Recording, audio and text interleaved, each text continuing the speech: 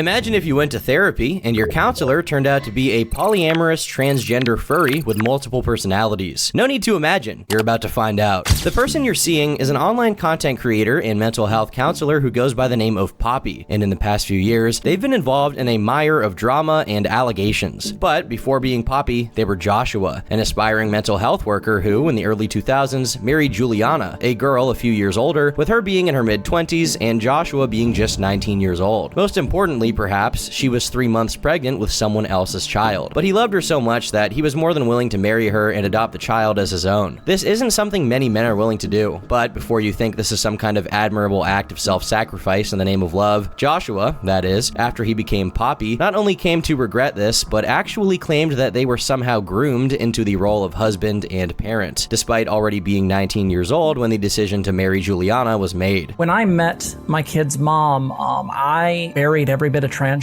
that was in me and basically decided to do the whole like heteronormativity thing for a long time because I was A, scared of transitioning, and B, was thinking this was the right thing to do. I was an idiot, but it did give my kid a parent. Whether Poppy here is a reliable narrator or not, I'll let you decide. But what's suggested is that they were already trans at this point, and internalized transphobia is what got them into that position. That, or this is just how Poppy rationalized their underlying wish for the regular family life they once had. Unfortunately, this is something they didn't experience for long, since soon after the marriage took place and the child was born, Juliana tragically passed away in a horse riding accident, leaving Joshua to be a single parent to their 3-year-old daughter. There's truly no overstating the magnitude of losing your partner while you still have a very small child to take care of, and part of everything that happens from here on out is set in motion by this event. According to Poppy, their daughter is autistic, though it's worth saying he deduced this was the case without a proper diagnosis from a doctor. Yeah, so I was not always been the smartest cookie, and one of the things is I didn't have any idea how autism worked because I don't have it. I knew how ADHD worked, I had that down, but autism was not something I understood, and my kid was pretty autistic, and none of the doctors, the people I took them to, not a single person ever mentioned a damn thing, probably because they're AFAB. Though information is scant on the pre-2010 years, we can assume that it was roughly during this period that Joshua attended Wayne State University, studying to eventually become a mental health counselor. He'd left a career in restaurant management behind to focus on getting the degrees he would need to do this, but despite these healthy ambitions, there were signs not everything was okay. The first sign of the extremely sexually impulsive behavior that would eventually be their undoing was when, immediately after his wife died, he got with a random goth chick from a Renaissance fair because she was hot, and he needed someone in bed now that he wasn't married. I understand everyone deals with grief differently, not judging here, but they effectively put their child in danger. Poppy's daughter, whom I'll be referring to as Spawn since that's their online handle, eventually made a Tumblr post saying, "Poppy's first partner after my biological mom died was abusive, and I still have trauma from that." It's unsure what exactly was meant by this because abusive can mean a whole variety of things. Regardless, it's very possible this is in reference to the aforementioned random goth girl, meaning Joshua's pleasure-seeking activity exposed his daughter to a freak, potentially some kind of predator. Speaking of predators, Poppy has also claimed that not only were they a victim of CSA, but, and I quote, they reduplicated it and did it to someone else, this someone else being their younger cousin. It's important to say that this event allegedly took place when Poppy was a teenager and obviously not operating at their full rational capacity. However, it is inevitably something to keep in mind going forward, since believe me, it will become relevant. Another thing to remember is that Poppy has also admitted to being abusive to Spawn, which is confirmed by the latter in the same Tumblr post I just read from. While Spawn didn't specify what this consisted of, they suggested that it wasn't that bad, at least in this post. After this first partner, there were 3 more that Spawn could remember, presumably taking place anywhere between 2004 and the mid-2010s, none of which are considered relevant. It's only in the mid to late 2010s that Poppy, at some point, still going by Joshua, meets Xena, their primary partner and the one who is most known for appearing in the streams, mostly staying quiet while doing activities like knitting or coloring. Go play Warhammer like a real autistic person. Due to her passive demeanor, it's easy to trick yourself into thinking Xena is somehow milder in nature than Poppy, but you'd be very wrong. Xena, like Poppy, has a checkered past, and while she probably would like for people to only focus on the one time she played the martyr and got heroically kicked out of a Boy Scout camp for admitting to being a lesbian, it's not the non-binary furry coming out of the closet that's interesting here, but the skeletons that are still in it. Not many specifics are known in regard to the people she allegedly victimized or the nature of her actions, but another Tumblr post, presumably from someone in the same LGBT community as her, said, "Do not trust Xena. She is an abusive misogynist who has assaulted women in LGBT safe spaces. She is an aggressive trans misogynist who intimidates trans women, refuses to allow discussion of her trans misogyny, and preys on trans women. Though I do have to emphasize that these are just allegations, so as always, take it with a grain of salt. To add another layer of Machiavellian behavior on top of these claims, many people, including Spawn, have said that the whole being a quiet little grandma thing on stream is fully in act, as behind the scenes, Xena is even more aggressive and domineering than Poppy. Now is as good of a time as any to get into the alphabet soup of illnesses these people have, beginning with Xena. There are a couple physical conditions like migraines and IBS. Remember, she's a furry and probably owns a fursuit. Imagine how bad it smells. These are often cited as reasons for her being unemployed, along with something called PMDD, which is short for premenstrual dysphoric disorder, meaning dysphoria associated with accentuated PMS symptoms. But it's not just not having a job that Xena uses these issues as an excuse for. Any and all bad behavior gets swept under the rug of her conditions. If she gets upset and takes her frustration out on people, no matter how aggressive and methodical she can get, it's all the fault of her PMDD. But there may be a little wrinkle to that explanation. Xena takes testosterone, and the thing about taking T is in some cases it can literally give you roid rage, especially if you're someone with naturally low levels, like she obviously would have. I'm not an endocrinologist, nor am I a specialist on PMDD, but while it is a real condition, it's not the root of her behavior issues, as many people would later point out. Seems odd that the testosterone doesn't even get considered in the discussion, but my point stands regardless. In Spawn's post, they describe Xena as not so bad when they first moved in, claiming that the only unusual thing about her was that she got sick very often due to their other housemates not being respectful about the substances they brought into the house. I'll have to do some text interpretation here because this could mean a lot of things. First off, it's entirely possible that housemates here may be referring to other partners of Poppy's due to their polyamorous lifestyle, but I'm not even sure that this was being practiced this early on in the timeline. As far as substances go, this may mean drug abuse was going on in the same household that a child lived in, which is worrisome to say the least. However, knowing Xena has intestinal issues and can't eat gluten, it may just be talking about foods that triggered her IBS. But as the 2010s approached their latter half, a lot of things changed. First off, after aiming to become a provider of gender-affirming healthcare, Poppy decided to get high off their own supply and transition as well, which is when the Poppy name popped up. At this point, Xena was still a neutral to positive presence in the household, sometimes even aiding Spawn with school and disability services. However, things changed drastically when 2020 rolled around, and all of them were confined inside their home. The aforementioned housemates were no longer present at this point, which is important since this meant it was just Poppy, Xena, and Spawn, who despite not being a minor anymore, was still obviously the person with the least authority in the household, being seen as and treated like a child. Absent other people who could potentially serve as checks and balances for dysfunctional and abusive behavior, Xena's true nature reared its ugly head. Spawn's Tumblr post reads, "Xena gradually became meaner and more controlling of me, despite numerous claims of them not wanting to be my parent. This is where those structured chore times and meal times start to come into play. Now that Poppy was working from home, Xena had to be in the living room a lot. Poppy always defended me when Xena had arguments, one-sided yelling matches with me, but as time went on, she started siding with Xena more and more. I didn't really notice at first because I still loved and defended my mom. It was my friends who pointed out that my mom was treating me poorly in May of 2022. The trouble started way before that though. I just didn't realize it was abuse and mistreatment." We'll get to the details of these chore and meal restrictions later when they're elaborated on by Spawn in a document made after they left the household. While it's still possible, let's stay chronological. While 2020 was named as the year things began to change, it went by mostly silent, a kind of calm before the storm. It was only in February 2021 that Poppy began having an online presence to speak of, and that's when things really kicked into hyperdrive. The second video Poppy ever posted to their YouTube channel was about how all mental health counselors have to be left-wing for them to practice ethically. In and of itself, this is the kind of OG Tumblrina core content that gets you ridiculed online, but compared to their later actions, this is a fart in the wind. The third video detailed their personal history.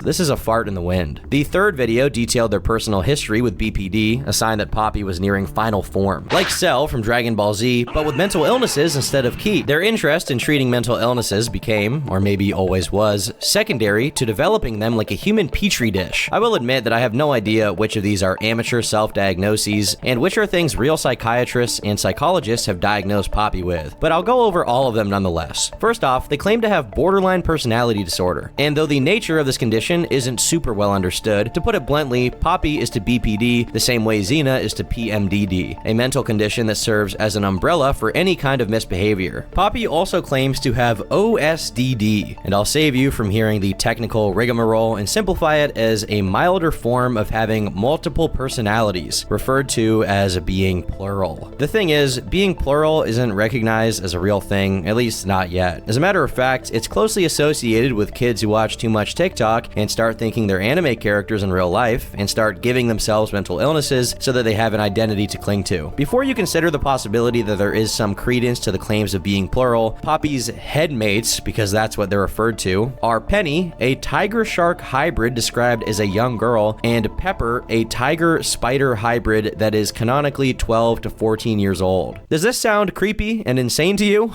It probably should. Poppy's main identity also has an animal self, a hyena, specifically because female hyenas have what is called a pseudo-penis. I won't go too deep into explaining how that works because this video is already enough as is, but from the names with alliteration, the fursonas, and the bizarre age-related connotations, all of this is pretty disturbing, especially since Poppy has publicly admitted to having victimized a minor once, but we'll get to the practical implications of these alters later. The content being released was par for the course. One claimed that not dating trans people if you were straight meant you were a Nazi, and another begged everyone to wear masks, nothing too unusual for the political ideology Poppy espoused. Let's also not forget that the thumbnails of these videos looked like decomposing remains of an Armored Skeptic clone from 2014. Perhaps one of the most important and hypocritical pieces of content is one video titled "Authoritarian Parenting Can Lead to Abuse." Unsurprisingly, it seems that is exactly what was going on behind the scenes. As previously mentioned, Spawn eventually made a document cataloging the Discord messages they'd sent about the abuse going on at their house. The document noticeably doesn't cover the years 2020 and 2021, probably because Spawn was still under the illusion that Poppy and Xena's behavior was somehow redeemable, believing that it'd eventually stop and normal life would resume. However, after 2 years, not only did nothing improve, but it actually got worse. I can only assume that 2022 is when Spawn worked up the courage to start telling others about what they were going through. Many things documented here aren't that egregious, but instead they serve as proof that Poppy and Xena are only really hypersensitive when it serves them. For example, there's an instance here of Poppy saying that triggers are bullshit, something the majority of their audience would probably be appalled by. But there are some serious claims here as well. In May of 2022, Spawn describes how Xena forbade her from showering because she might need to use the bathroom, without specifying when. The context of this is that Spawn hadn't bathed in days and was walking around in 80-degree heat. Once they got home, Spawn, over text messages, asked Xena for permission to use the shower and got it, only for the permission to immediately be revoked, with Xena saying, "Actually, you should wait until we get home so the dog won't be alone for the 15 to 20 minutes you'll be in the shower for." If this seems like someone making up arbitrary rules just for the pleasure of micromanaging someone else, it's because that's what it is. Just 10 days later, Xena delivers a prolonged browbeating session over text messages, repeatedly telling Spawn not to move any of her things whatsoever, regardless of circumstance. The thing is, they're talking about objects that were sprawled over the couch, and Spawn only moved them to clean the room. In June, we get an exchange in which Poppy is complaining about how long it took Spawn to do the dishes, neglecting the fact that there were 3 days worth of dishes in the kitchen. I'm starting to believe in the horseshoe theory because of this. This is Mussolini tier obsession with punctuality. The trains must run on time. No more chuddies jumping on the bed. Spawn proceeds to complain about this on Discord, saying, "You can't offload 3 days of dishes on me and then get mad when it takes a long time. Then they got mad at me for waking up late and got mad at me for starting my bed routine 30 minutes late. I am 22, but every aspect of my life is time. I still have a bedtime, and they keep moving said bedtime earlier and earlier because of not doing other things on time. I literally have ADHD, autism, and a heart condition. I can't always do things on time, especially in the heat because of my blood disorder, which means heat affects me so much worse. I collapsed a few weeks ago, and we don't have an AC and haven't since March." The blood disorder being referred to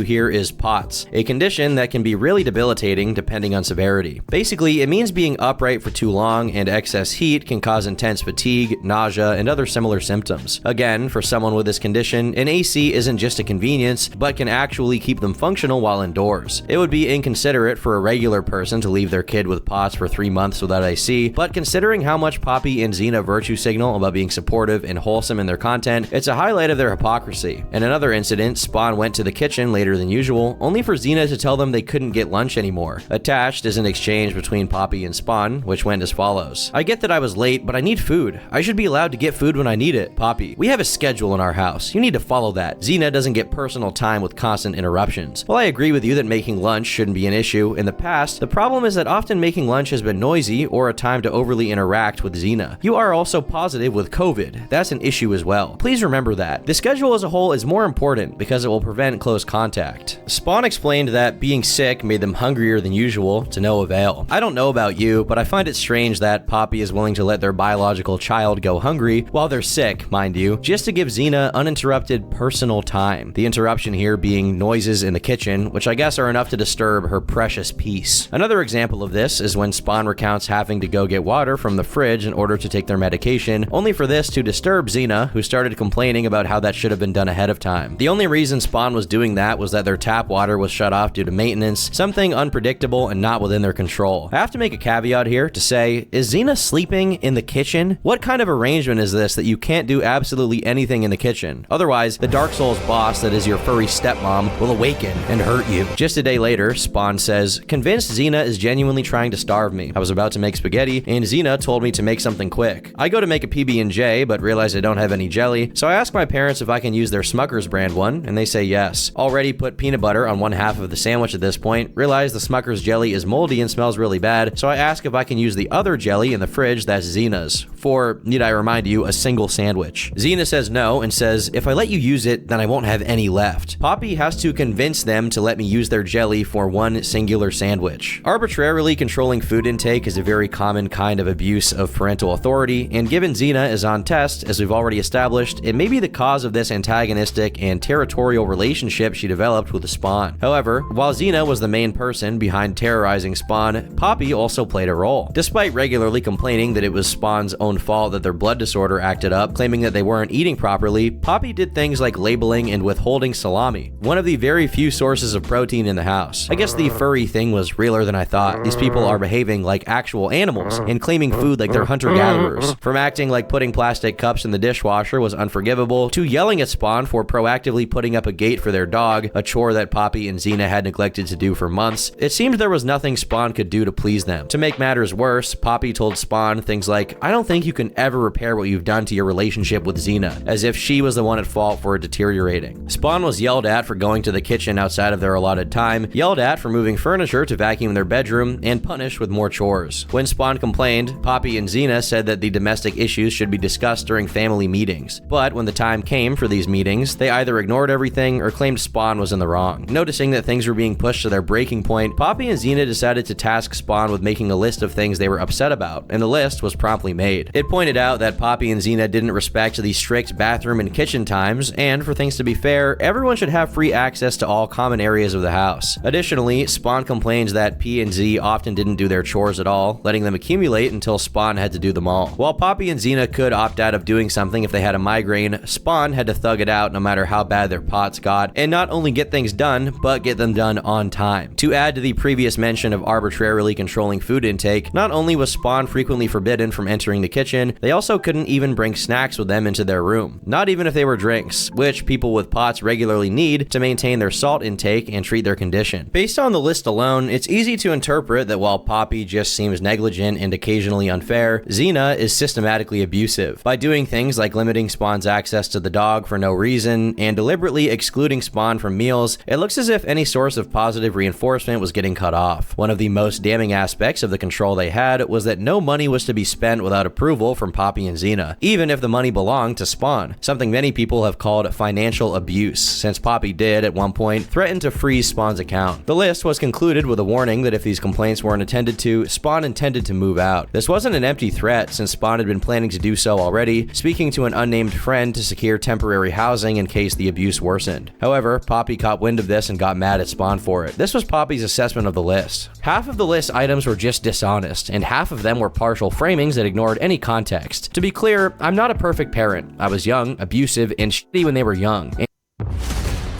To be clear, I'm not a perfect parent. I was young, abusive, and shitty when they were young, and dealing with the grief of their mom dying. But I spent 15 years in therapy and Zen Buddhism trying to make up for that shit. only to watch them try to become a wedge between myself and my fiancé. Text messages show Xena becoming upset at merely being asked what her credit score was, despite the context obviously being to help Spawn move out. Poppy and Xena's complete lack of cooperation put the plans to move out on an indefinite hold. Meanwhile, after spending a week at a friend's place, Spawn comes back to find out that the house was so neglected in their absence that actual mold had grown on the counter. Not some moist and dark corner of the house, the kitchen counter. Every attempt to make domestic living less confusing and conflicting was shot down, usually by Xena, who refused to do simple things like use tone indicators over messages to improve communication. Which is, I don't even understand why this is tone indicators. Why are tone indicators needed?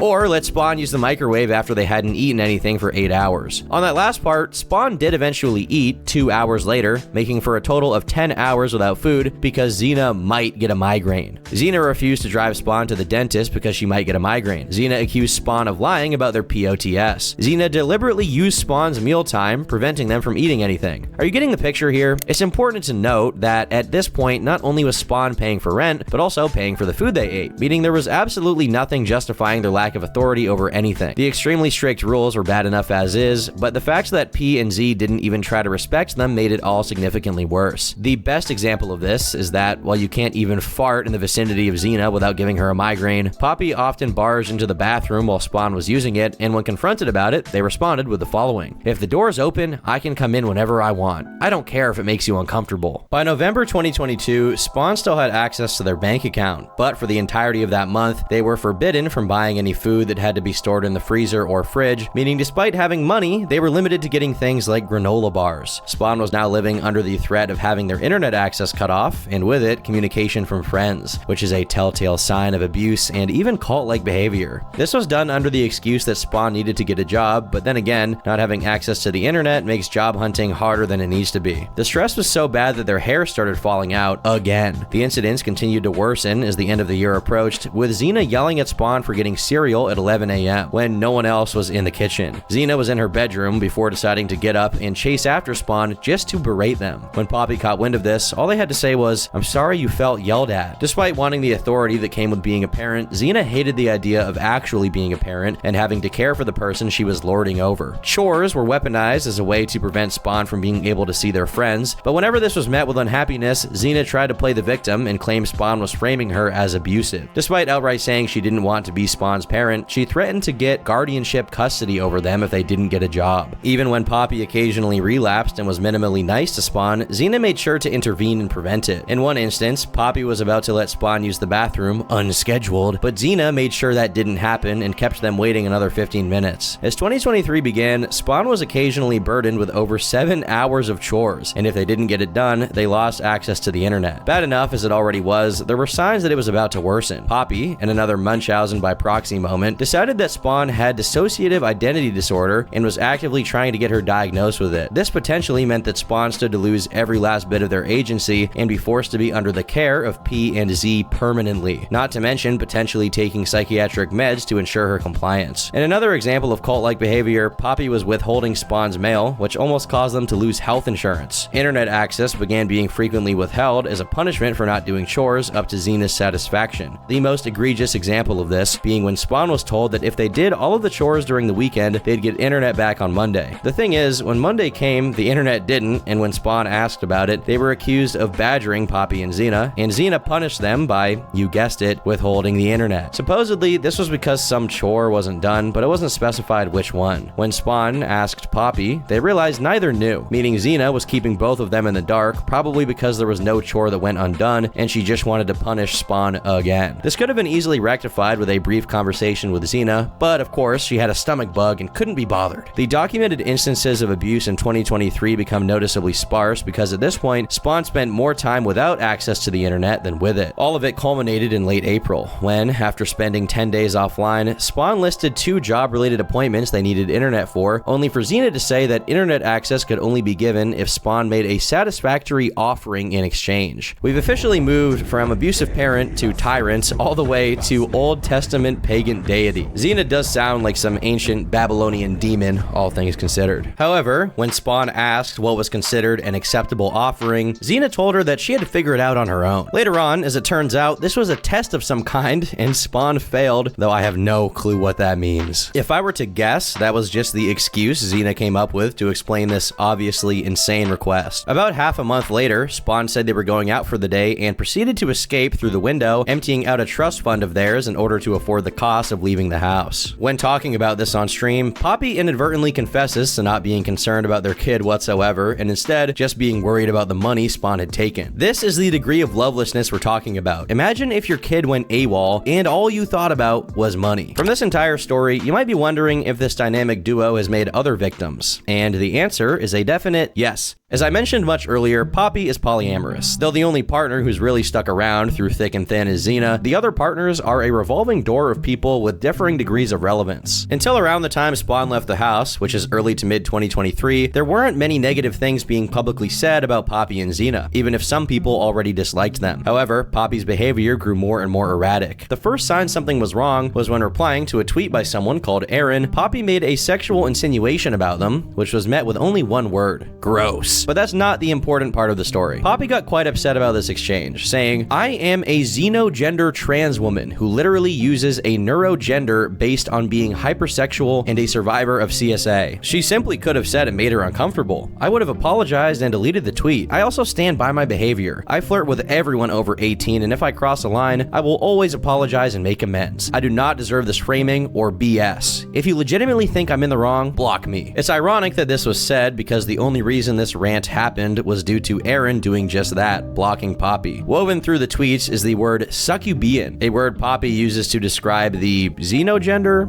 or maybe the neurogender, whatever it is that's responsible for the unsolicited comments, as if giving it a name made it any less inappropriate. In the same way PMDD and BPD have been used to justify bad behavior so far, Poppy's unhealthy sexual dynamics and compulsive lewdness are excused under the guise of them being succubian. However, we'd soon come to find out this signaled a much deeper problem, one which few knew about. While the situation I'm about to go over happened around the same time, May 2023, information about it only came out in August of that year, when someone named Melina made a Twitter thread accusing Poppy and Xena of being abusive hypocrites. We begin the series of screenshots compiled and shared by Melina, with Xena love-bombing her into sticking around and being extra supportive to Poppy and Xena. If you don't know what love-bombing is, it's when an abuser, consciously or otherwise, overloads their target with positive reinforcement so that when said reinforcement is withheld, they feel inclined to do anything to get it back, becoming easy to manipulate. This is immediately followed by Prince of Poppy talking about the rates paid to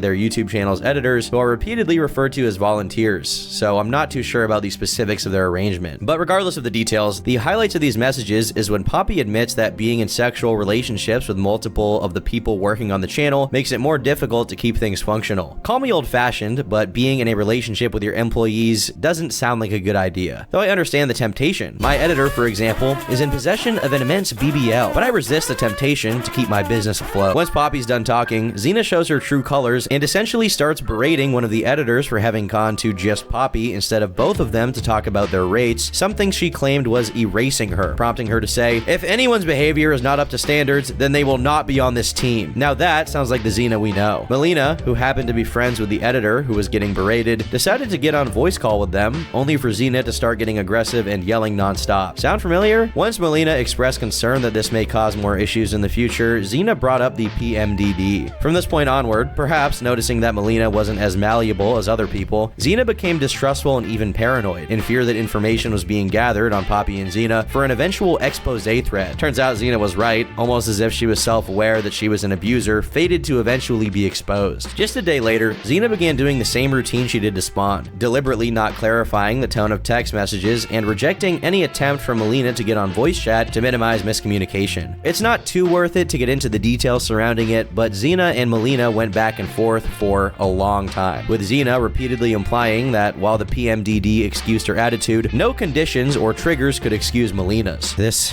entire thing is so cancer. The conflict between them drove a wedge between Melina and Poppy as well, though the relationship was already fated to fail because Poppy was revealed to be a lot less comfortable with polyamory than they pretended to be. Soon after Melina mentioned that they were going to see another partner, Poppy began producing issues out of thin air about how this should have been talked talked about earlier, though it was clear that the real problem was that Melina was giving someone else attention. This is a pattern we're going to see with Poppy actually being polygamous instead of polyamorous, meaning they want multiple partners. But the rule is that they have to all be solely loyal to Poppy. Not only is this noticeable with Melina, but Poppy publicly expressed discomfort at the sight of another partner of theirs, Sage, interacting in a sexual manner with another user, though we'll get to Sage later. This is textbook stuff here. First, they love bomb, then, when any kind of issue comes up, they demand unquestioning submission, and if it's not given, they start cutting the person off and making snarky subtweets to psychologically terrorize them. After incessantly messaging Poppy and Xena over the course of weeks to try and patch things up between them, and after Poppy continued leading them on and feeding them false hope, Xena finally dropped the hammer, saying, "You still don't take us seriously, do you? You can't make decisions for me with PMDD. I don't need you in that way, and I don't want you in on my PMDD. I don't think you have the skills to deal with me or Poppy during any kind of mental triggers." Yeah, I don't think anyone has those skills, to be honest. What Xena calls skills to deal with them during mental triggers actually just means putting up with her bullshit. It adds to the overall absurdity that this was said in response to Melina trying to better understand how these conditions affected them. So, you can't ignore the conditions, but you also can't try to understand how they work to prevent them from causing unnecessary conflicts. You can only believe in what Poppy and Xena say because they'd never lie to you. That, or they don't want to establish how these conditions affect them because then they can't blame random acts of abuse on the conditions anymore. To top it all off, Xena actually tries to frame Melina doing research into PMDD as if it were a violation of consent, and I have absolutely no idea how that works. My guess is that Melina looking into how PMDD works made Xena feel like a scammer getting audited. Someone's about to uncover their racket. After they broke up and Melina left the server, Xena proceeded to post on the server informing everyone about what happened, but of course framing Melina as a toxic person in a variety of ways, none of which reflected what actually went down. A while after their relationship was over and done with, Poppy and Xena continued to rub it in by bringing it up on stream and further besmirching Melina to their audience, only to brush it off when confronted about it, pretending they were actually talking about someone else. Around the same period, Poppy, in a decision influenced by reading lesbian fanfiction, decided to get bottom surgery and create a GoFundMe to finance it. Once that was successful, it was followed by yet another fundraiser, this time for a facial feminization procedure. As small as they were, P&Z had a pretty faithful audience, and Melina's thread didn't do that much damage to their perception in the community. However, much more people also came forward following Melina. The first person who really got the ball rolling on Poppy and Xena's demise was Noah Flake, about whom a Google Doc was made containing an exhaustive amount of their online interactions, showing Poppy doing the same thing they did to Melina, guilt-tripping them about their other partners. Poppy claimed that just seeing one of their own partners online actually gave them a panic attack, and that's just the tip of the iceberg of insane jealousy. The self-obsessed BPD maniac posting was compounded by the fact that, as mentioned earlier, Poppy claims to be plural, and actually has multiple Twitter accounts that interact with one another, publicly talking about the people they're in relationships with and tagging them to make sure they see it. By far, Poppy's obsession with Noah Flake was the worst one, counting the hours until they got to meet. I'll also make a brief caveat here that Poppy referred to Noah Flake as mom, which I just found really weird. The doc has a lot of Discord exchanges between them, which I won't read because neither of us deserve that much torture, but Poppy repeatedly flips from an age-regressed, needy personality to a hyper-aggressive, jealous, and demanding one. To shorten a ridiculously complicated story involving two plural people and their constant switching alters, it seems Noah Flake got sick of the pressure to give Poppy attention all the time and always explicitly reschedule whenever they weren't going to do that, so they broke things off. Or at least they tried to. It's never that easy with Poppy. The breakup crushed Poppy, who was in peak obsession with Noah Flake, and Xena decided to step in, attempting to gaslight Noah about it. In one exchange, when Noah communicates that Poppy is demanding 100% of their time and energy, Xena simply claims that it hasn't happened, and proceeds to blame Noah for Poppy's meltdown using the good old BPD excuse. I'm not even sure what Xena was trying to do here. Argue Noah into unbreaking up with Poppy? How could anything good ever come of that? And to add to the general derangedness of the situation, Xena tries to guilt trip Noah about them agreeing to be the parent to a kid. The kid not being Spawn, but instead being one of Poppy's alters. I can't make this up. Unfortunately, Noah fell for the guilt trip and re-added Poppy, and the following message was written by a 41-year-old grown-up,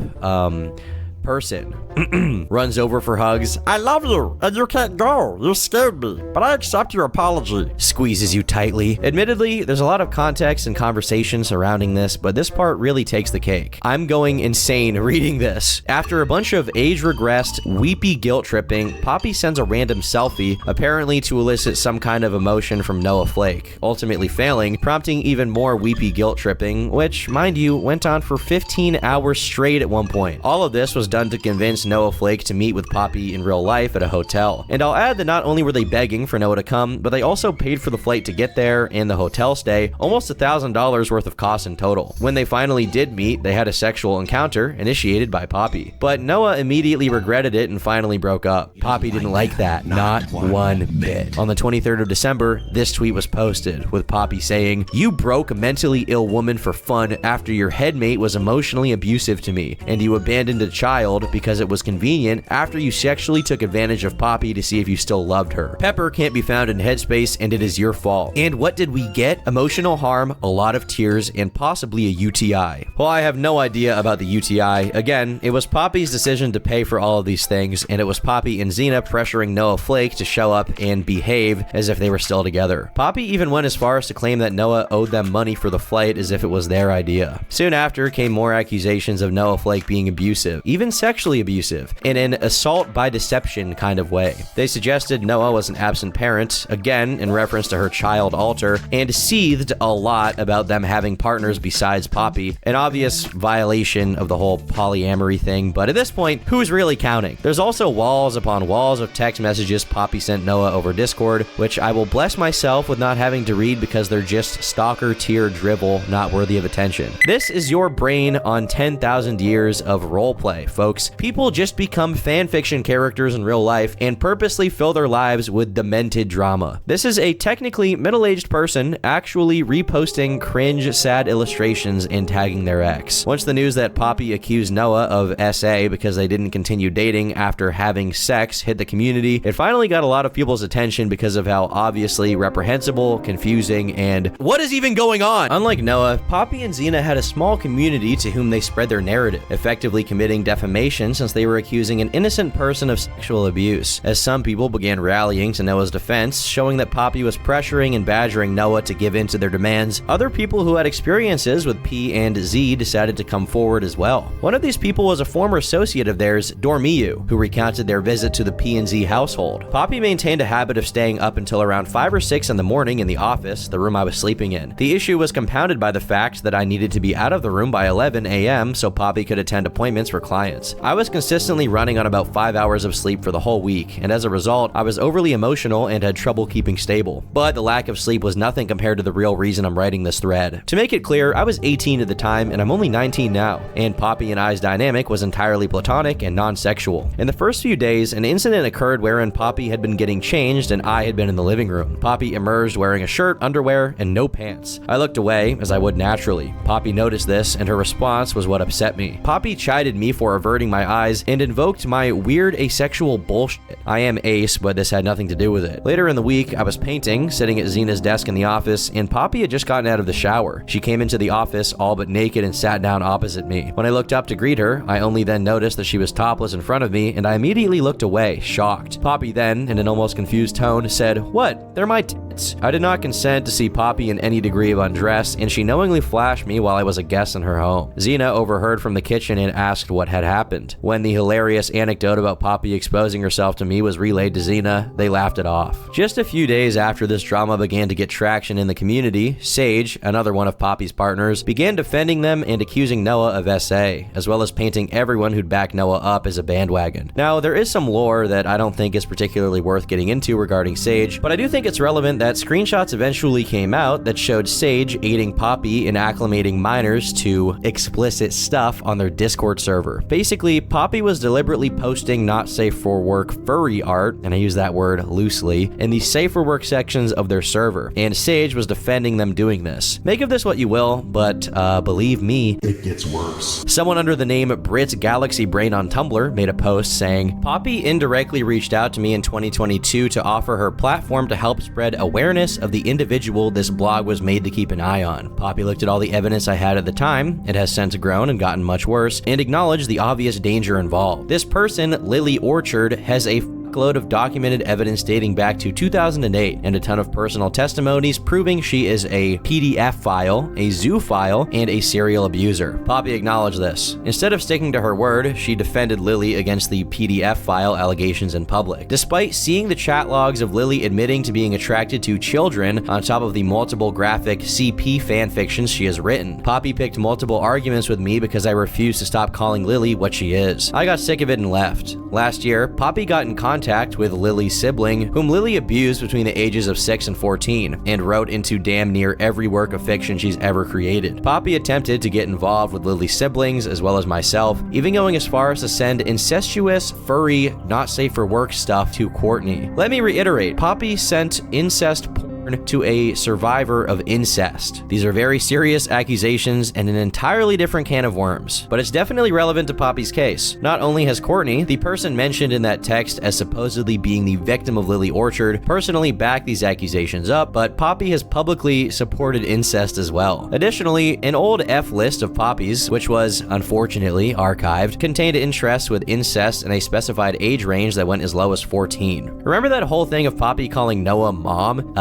Yeah. Last but not least, Poppy was also exposed for having shared Spawn's medical records on Discord without their consent and leaked the full name of a client of theirs to their entire Discord chat, violating patient confidentiality, both of which are actual crimes. Mind you, at this time, P&Z were trying to frame all of their accusers as part of a cyber harassment campaign guilty of doxing Poppy simply by using the name they practiced under. One of the most concerning allegations that came out in this wave was from a tweet that read, "Poppy also helped to hide Lorelei Bailey, another predator and a federal informant of trans femmes, when it was revealed she was in charge of major survivor resource communities and was trying to build influence in political spheres." In the replies, the poster attached screenshots of Poppy interacting with the supposed alt accounts of this person, said to be a rapist and FBI informant, and at one point, Poppy's partner. There are so many different cans of worms to open when talking about every misdeed of Poppy and Xena that it's impossible to tackle them all at once, and I bet more will come out after this video. But with all of these people attacking them, it begs the question, who was still on their side? Well, my best friend and love interest, Tipster, for one. Tippy was caught lacking when he was called out for liking some of Poppy's horny tweets despite being married, and somehow this turned into Poppy being the victim, culminating in a mass flagging campaign on Boblax's tweet. Another Poppy defender is my greatest fan, Keffels, who collaborated with Poppy and Xena to make anti-Kiwi Farms content, but that relationship also seems to have cooled off as time passed, and Poppy kept dragging Keffels into unrelated drama. At the end of the day, Poppy and Xena were alone to deal with the consequences of their actions, and the community they'd spent years catering to turned their backs on them. At some point, Noah Flake called Poppy's in real life place of employment and left a complaint, and I don't know if this was the direct cause of what I'm about to say,